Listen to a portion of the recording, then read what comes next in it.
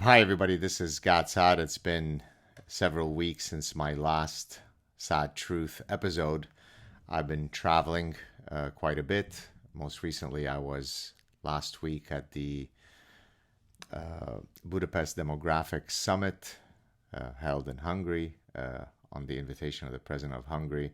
I'll have more to say about that in a future clip, but for now, I wanted to weigh in very briefly on the Russell Brand story that's unfolding, where several women have apparently accused them of raping him.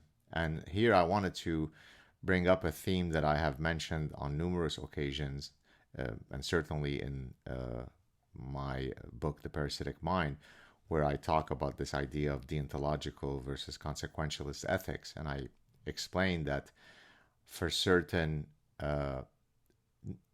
inviolable principles, foundational principles, such as presumption of innocence, that has to be followed. It has to be a deontological principle.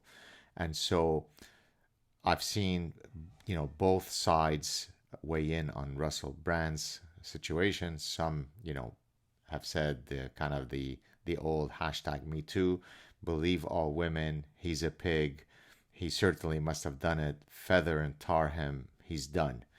And of course, that violates the whole principle of presumption of innocence. I've seen other people say, no, this is all a grand conspiracy. He's going against the orthodox narrative. He's ruffling many feathers, and therefore here comes the false rape accusations. We don't know what is the truth.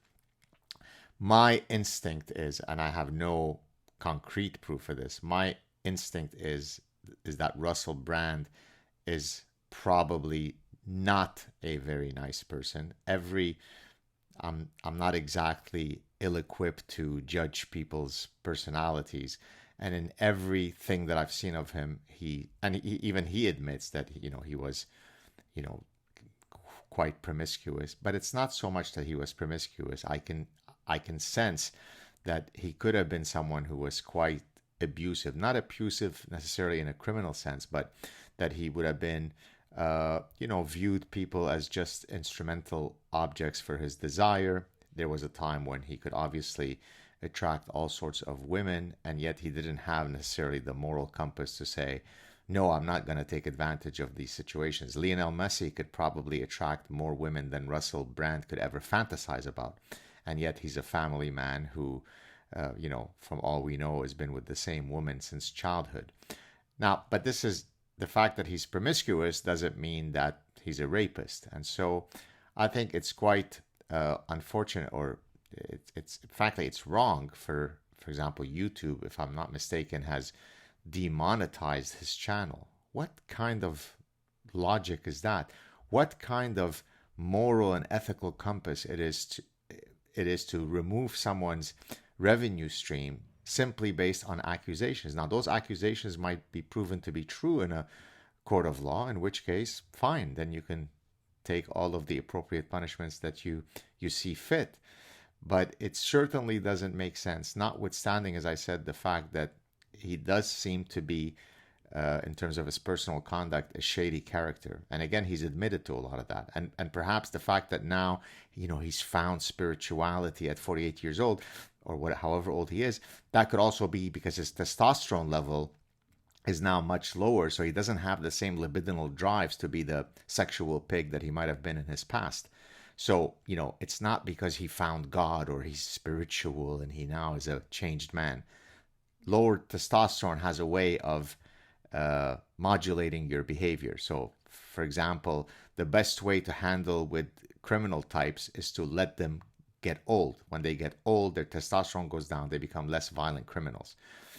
But again, that said, the big lesson here is that it is simply grotesquely incorrect to presume that someone is guilty without them going through the deontological process of being presumed to be innocent.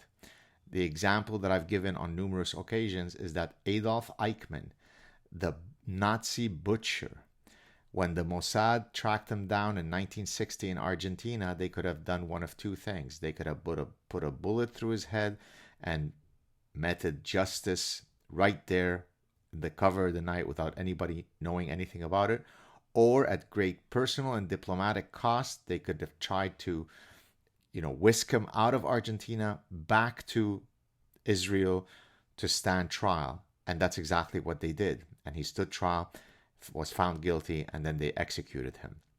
So Russell Brand deserves that deontological courtesy. There you have it, folks. Those are my thoughts on the Russell Brand story.